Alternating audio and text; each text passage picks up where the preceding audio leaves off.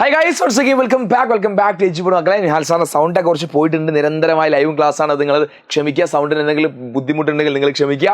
മക്കളെ, നമ്മൾ ആ 4ാമത്തെ ചാപ്റ്റർ അവർ ഗവൺമെന്റ് നമ്മുടെ ഗവൺമെന്റ് എന്ന് പറയുന്ന ചാപ്റ്ററിലെ പ്രധാനപ്പെട്ട ചോദ്യങ്ങൾ ഡിസ്കസ് ചെയ്യാൻ മുൻ വർഷങ്ങളൊക്കെ ചോദിച്ചിട്ടുള്ള നിങ്ങൾ നിർബന്ധമായും അറിഞ്ഞിരിക്കേണ്ട ചോദ്യങ്ങളാണ്. പിന്നെ ഒരു കാര്യം കൂടി നിഹാൽ സാർ ഇതിലേക്ക് ആഡ് ചെയ്യട്ടെ. നിങ്ങൾ വിചാരിച്ച അത്ര ടഫ് ഒന്നും ആയിരിക്കും. നിങ്ങളുടെ പബ്ലിക് എക്സാം വളരെ എളുപ്പമായിരിക്കും, ഈസി ആയിരിക്കും. കൂടുതൽ നിങ്ങൾ ശ്രദ്ധ കൊടുക്കേണ്ടത് ക്രിസ്മസ് എക്സാമിന് ശേഷമുള്ള പോർഷൻ നിങ്ങൾ കൂടുതൽ പഠിക്കേണ്ടത്. എന്നാലും ഈ ചാപ്റ്റർ ചോദ്യം എന്തായാലും ചോദിക്കും. ഒരു 3-4 മാർക്കിന് ചോദ്യം മാത്രമേ ചോദിക്കൂ എന്ന് നമുക്ക് പ്രതീക്ഷിക്കാം. റെഡി? ആദ്യ ചോദ്യം മകൾ ഇങ്ങനെയാണ്: how many members can nominate by the president to Lok Sabha? ലോക്സഭയിലേക്ക് രാഷ്ട്രപതിക്ക് എത്ര അംഗങ്ങളെ നോമിനേറ്റ് ചെയ്യാൻ സാധിക്കും? നമ്മൾ ഓൾറെഡി പഠിച്ച കാര്യമല്ലേ, രാഷ്ട്രപതിക്ക് എത്ര അംഗങ്ങളെ നോമിനേറ്റ് ചെയ്യാൻ സാധിക്കുക? രാഷ്ട്രപതിക്ക് നോമിനേറ്റ് ചെയ്യാൻ കഴിയുന്ന അംഗങ്ങളുടെ എണ്ണം ലോക്സഭയിലേക്കാണെങ്കിൽ 2 പേര് നോട്ട് ചെയ്ത് വെക്കുക. രാജ്യസഭയാണെങ്കിൽ എത്ര പേരാണ്? 12 പേര് നോട്ട് ചെയ്ത് വെക്കുക. ഓക്കെ, ഇനി identify the chairman of Rajya Sabha. രാജ്യസഭയുടെ ചെയർമാൻ ആരാ? Vice president. അതിലേക്ക് നമ്മൾ എന്തെങ്കിലും ഉപരാഷ്ട്രപതിയാണ്. ആരെ? നമ്മുടെ ഈ പറഞ്ഞ രാജ്യസഭയുടെ ചെയർമാൻ നോട്ട് ചെയ്ത് വെക്കുക. റെഡി? ഇനി write 3 function of president of India. ഇന്ത്യയുടെ രാഷ്ട്രപതി 3 ചുമതലകൾ എഴുതുക. ഇതൊരു ഇമ്പോർട്ടൻറ്റ് ചോദ്യമാണ്. ഇത് നിങ്ങളുടെ പബ്ലിക് എക്സാമിന് ചോദിക്കാൻ ഏറ്റവും കൂടുതൽ സാധ്യതയുള്ള ചോദ്യം. ഈ ചോദ്യം ഇത് നിങ്ങൾ എന്ത് ചെയ്യണം? പഠിച്ചിരിക്കും. എന്തൊക്കെയാണ് ചുമതലകൾ? നോക്കൂ. Appoint prime minister and other minister. എന്താണ്? മന്ത്രിമാരെയും മറ്റു മന്ത്രിമാരെയും എന്ത് ചെയ്യാം?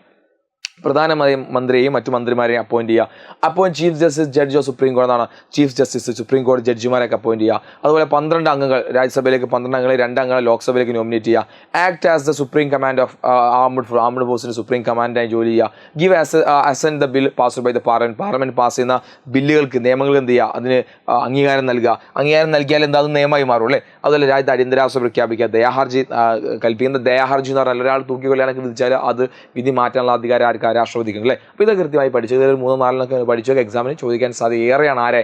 രാഷ്ട്രപതിയുടെ, പ്രസിഡന്റിന്റെ എന്താണ് പിന്നെ ചുമതലകൾ, റൈറ്റ്സ്, അവകാശങ്ങൾ. ഇനി ഇലൂസിയേറ്റ് ദ ജുഡിക്ഷൻ ഓഫ് ഹൈക്കോടതി. ഹൈക്കോടതിയുടെ അധികാര പരിധി വ്യക്തമാക്കുക. ഇതും വളരെ പ്രധാനപ്പെട്ട ചോദ്യമാണ്. നിർബന്ധം നിങ്ങൾ പഠിച്ചിരിക്കണം. ഏതൊക്കെയാണ് ഹൈക്കോടതിയുടെ അധികാര പരിധി? നമുക്കറിയാം, മൗലിക അവകാശങ്ങൾ ലംഘനം, അതായത് എന്താണ് ഫണ്ടമെന്റൽ റൈറ്റ്, മൗലിക അവകാശങ്ങൾ എവിടെ ലംഘിക്കപ്പെട്ട് കഴിഞ്ഞാൽ ഹൈക്കോടതിക്ക് എന്ത് ചെയ്യാം? നേരിട്ട് ആ കാര്യത്തിൽ തീരുമാനം എടുക്കാൻ കഴിയും. അതുപോലെ തന്നെ സിവിലും ക്രിമിനലുമായ കേസുകൾ കീഴ്ക്കോടതികളിൽ നിന്നുള്ള അപ്പീൽ പരിഗണിക്കാം. സംസ്ഥാന നിയമസഭ പാസ്സാക്കുന്ന നിയമങ്ങൾ വ്യാഖ്യാനിക്കുക. ഇതൊക്കെയാണ് ആരെ പ്രധാനപ്പെട്ട ഉത്തരവാദിത്തങ്ങൾ അല്ലെങ്കിൽ ഹൈക്കോടതിയുടെ ജുഡിക്ഷൻ അധികാര പരിധി എന്ന് പറഞ്ഞു പഠിച്ചു വെക്കുക. List of the features of Rajya Sabha. അപ്പോൾ രാജ്യസഭയിൽ അല്ലെങ്കിൽ ലോക്സഭയുടെയും കുറച്ച് ഫീച്ചേഴ്സ് പഠിച്ചു വെക്കണം. എന്തായാലും ഒരു 3 മാർക്കിനെ ചോദിക്കൂ. അപ്പോൾ ഒരു 3 പോയിന്റ് നിങ്ങൾ എന്ത് ചെയ്യുക? ഒരു 3 പോയിന്റ് ലോക്സഭയും പഠിച്ചു വെക്കുക, ഒരു 3 പോയിന്റ് രാജ്യസഭയും നിങ്ങൾ പഠിച്ചു. Okay, list of the features of രാജ്യസഭയുടെ ഫീച്ചേഴ്സ് എന്തൊക്കെയാ? തിരഞ്ഞെടുക്കപ്പെട്ട 238 അംഗങ്ങളാണ്. നാമനിർദ്ദേശം 12 അംഗങ്ങൾ നാമനിർദ്ദേശം ചെയ്യാൻ സാധിക്കും. സംസ്ഥാനങ്ങളുടെ കൗൺസിൽ, സ്റ്റേറ്റ് കൗൺസിൽ എന്നറിയപ്പെടുന്നുണ്ട്. അധ്യക്ഷൻ, വൈസ് പ്രസിഡന്റ് ആയിരിക്കും അതിന്റെ അധ്യക്ഷൻ. കൃത്യമായി നോട്ട് ചെയ്ത് വെക്കുക. റെഡി?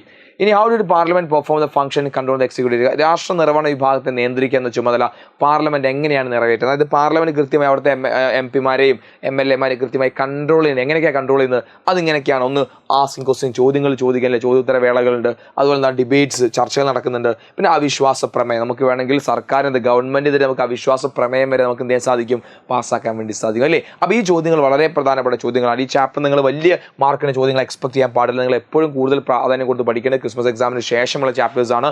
ഏതാണ്? ഹിസ്റ്ററി. നിഹാൽ സാർ ഞാൻ എടുക്കുന്ന ചാപ്റ്റർ ആണെങ്കിൽ നിങ്ങൾ 7ാമത്തെ ചാപ്റ്ററിന് ശേഷമാണ്. 6ാമത്തെ ചാപ്റ്റർ 6, 7, 8, 9, 10, 11, 12 ഒക്കെ നിങ്ങൾ എന്ത് ചെയ്യുക? ഏറ്റവും ഇമ്പോർട്ടൻറ്റ് പഠിക്കുക. 13ാമത്തെ ചാപ്റ്റർ അതൊക്കെ ഏറ്റവും കൂടുതൽ 5 മാർക്കിന് ചോദിക്കുന്ന ചാപ്റ്ററാണ്. ആ രീതിയിൽ നിങ്ങൾ ഇമ്പോർട്ടൻസ് കൊടുത്ത് പഠിക്കുക. ഇത് നിങ്ങൾ എന്ത് ചെയ്യുക? നമ്മളിപ്പോൾ ഡിസ്കസ് ചെയ്ത കാര്യങ്ങൾ മാത്രം നിങ്ങൾ എന്ത് ചെയ്യുക? പഠിക്കുക, സെറ്റാക്കുക. അപ്പോൾ ബാക്കി ലൈവ് നമ്മൾ ഡീറ്റെയിൽ ഡിസ്കസ് ചെയ്യും. So thank you so much. വേഗം എന്ത് ചെയ്യുക? ലൈവിലേക്ക് വരിക, അവിടുന്ന് ബാക്കി പഠിക്കും. ഓക്കെ.